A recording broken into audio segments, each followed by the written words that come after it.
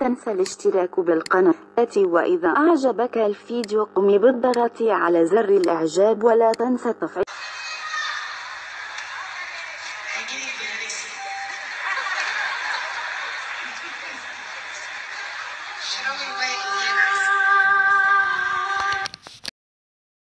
من البلهارسيا إلى التراث. مصر استطاعت ان هي تقضي على هذا الوباء وهذا المرض وهذه الديدان البلهارسيا اللي اودت بحياة كثير من الاباء. يعني ممكن تسأل شيرين مامتها او باباها او امها او ابوها، يعني طبعا بلغتها، يعني ان هي تسألهم كم واحد في عيلتها مات بالبلهارسيا.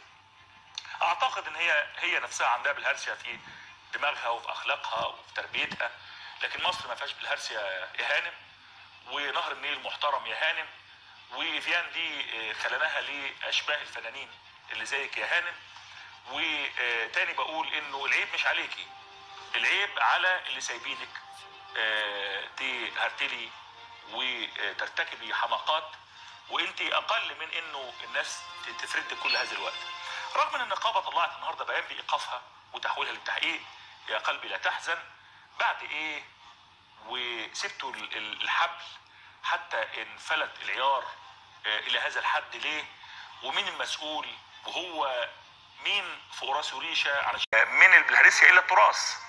مصر استطاعت ان هي تقضي على هذا الوباء وهذا المرض وهذه الديدان البلهارسيا اللي اودت بحياة كثير من الاباء. يعني ممكن تسأل شيرين مامتها او باباها او امها او ابوها، يعني طبعا بلغتها، يعني ان هي تسألهم كم واحد في عيلتها مات بالبلهارسيا.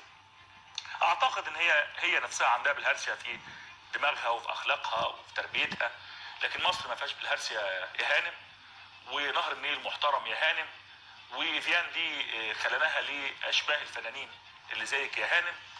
وتاني بقول انه العيب مش عليكي، العيب على اللي سايبينك تهرتلي وترتكبي حماقات، وانت اقل من انه الناس تفرد كل هذا الوقت.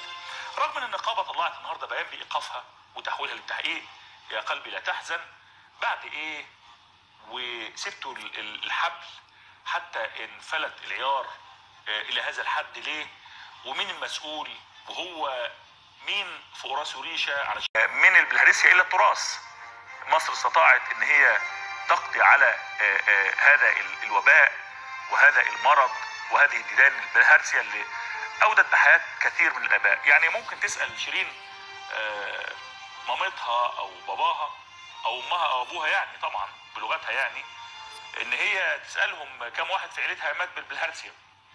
اعتقد ان هي نفسها عندها بلهارسيا في دماغها وفي اخلاقها وفي تربيتها، لكن مصر ما فيهاش بلهارسيا يا هانم، ونهر النيل محترم يا هانم، وفيان دي خلناها لاشباه الفنانين اللي زيك يا هانم.